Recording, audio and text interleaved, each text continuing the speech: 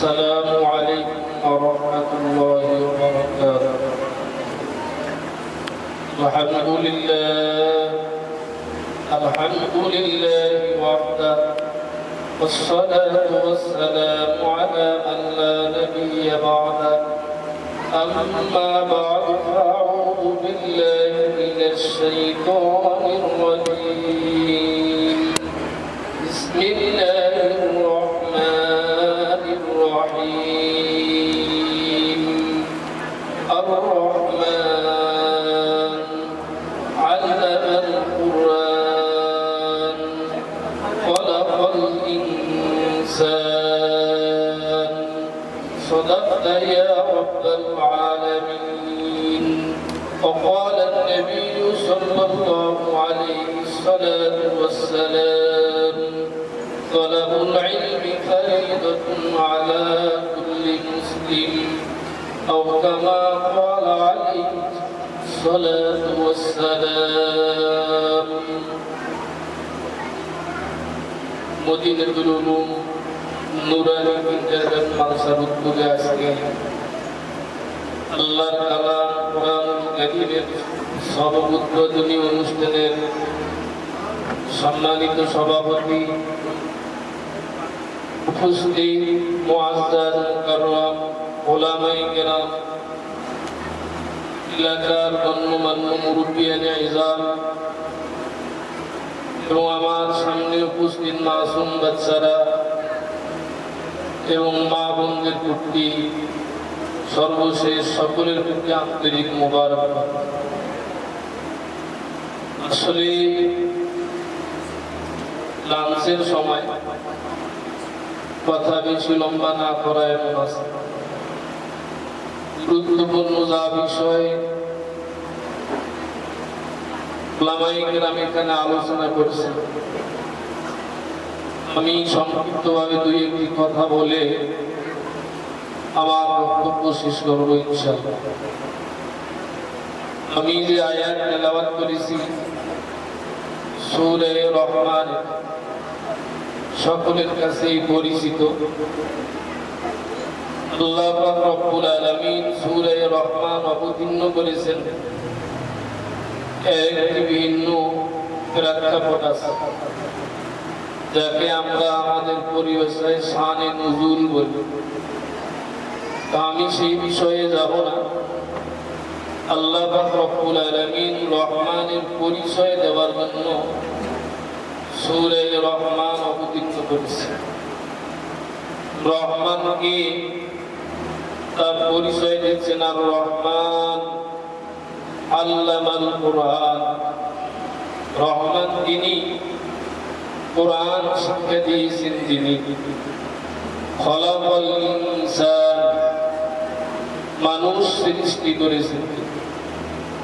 রহমানের পরিচয় দিতে গিয়ে আল্লাহ পাক রব্বুল আলামিন প্রথমে বলতেছেন রহমান তিনি, কোরআন শিক্ষা দিয়েছেন।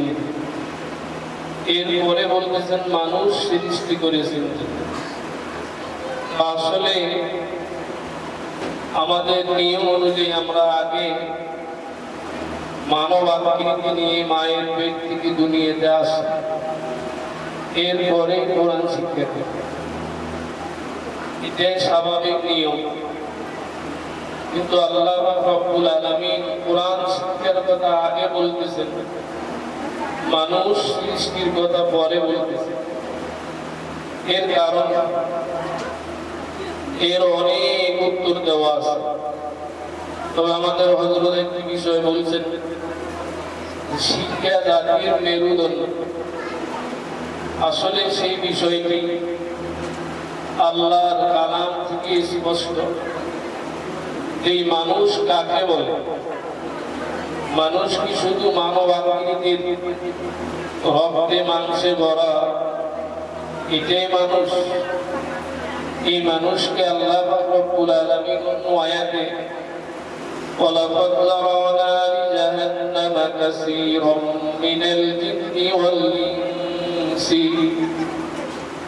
লাহুম কুলুবুন লা ইয়াফকাহুনা বিহা ওয়া লাহুম আ'য়ুনুন লা ইউবসিরুনা বিহা ওয়া লাহুম আযানুন লা فيها أولئك كالأنعام আয়াতটির সারমর্ম হলো শুধু মানব আকৃতির রক্তে মাংসে ভরা মানুষকে আল্লাহ পাক রব্বুল আলামিন মানুষ বলেন। এই মানুষগুলোকে আল্লাহ পাক রব্বুল আলামিন অন্য আয়াতে বলতেছেন উলাইকা কাল্লানআম, এরা চতুষ্পদ জন্তু, বাল মাদল, বরং তার থেকেও নিকৃষ্ট। এজন্য মানব আকৃতির মানব দেহে নিয়ে আমরা পৃথিবীতে আসছি। এটাই আল্লাহ পাক রব্বুল আলামিনের কাছে মানুষ নয়। আল্লাহর কাছে প্রকৃত মানুষ কে? যার মধ্যে কোরআনের শিক্ষা আছে, যার মধ্যে কোরআনের শিক্ষা আছে। সেই কোরআনের শিক্ষার উদ্যোগে আপনাদের এলাকায় এত সুন্দর একটি প্রতিষ্ঠান, মাত্র 3 থেকে 4 মাস, এই সময়ে বাচ্চারা এত সুন্দর লেখা, এটা বাস্তবে আমাদের কাছে আশ্চর্য লেগেছে। এই জন্য আমরা সকলেই এই প্রতিষ্ঠানের জন্য দোয়া করি। সম্পদ আসলে সন্তানের জন্য সম্পদকে সঞ্চয় করে কোনো লাভ নেই। সন্তানকে সম্পদ হিসেবে গড়ে তুলতে হবে, এটাই হলো বাস্তবতা। এই বাস্তবতাকে সামনে নিয়ে আমরা আমাদের মাসুম ছেলে মেয়ে, আমাদের সন্তানাদিদেরকে দিয়ে এই প্রতিষ্ঠানে আমরা সহযোগিতা করব। পরিশেষে আমার মা বোনদের উদ্দেশ্যে আমি একটি কথা বলবো, যে আসলে ইসলামের সবচেয়ে বড় যারা, আব্দুল কাদের জিলানী রহমাতুল্লাহি আলাইহি, ওনার মায়ের কারণে এত বড় ওলি হয়েছে। ইমাম বুখারী রহমাতুল্লাহি আলাইহি সিয়াসতের মতো সবচেয়ে গ্রহণযোগ্য একটি আসাউল কুতুব বা'দা কিতাবিল্লাহ, আল্লাহর কোরআনের পরে সবচেয়ে বেশি দামি এবং বিশুদ্ধ কিতাব বুখারী শরীফ। সেই ইমাম বুখারী রহমাতুল্লাহি আলাইহির মতো ব্যক্তি প্রতিষ্ঠিত হয়েছে ওনার মায়ের কারণে।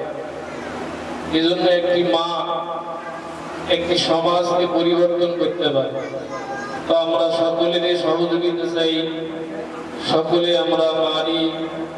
আরো যত সাইড আছে এই প্রতিষ্ঠানকে যেন আল্লাহ পাক রব্বুল আলামিন কবুল করেন, এই আশা ব্যক্ত করে আমি আমার বক্তব্য শেষ করেছি। আসসালামু আলাইকুম ওয়া রাহমাতুল্লাহ।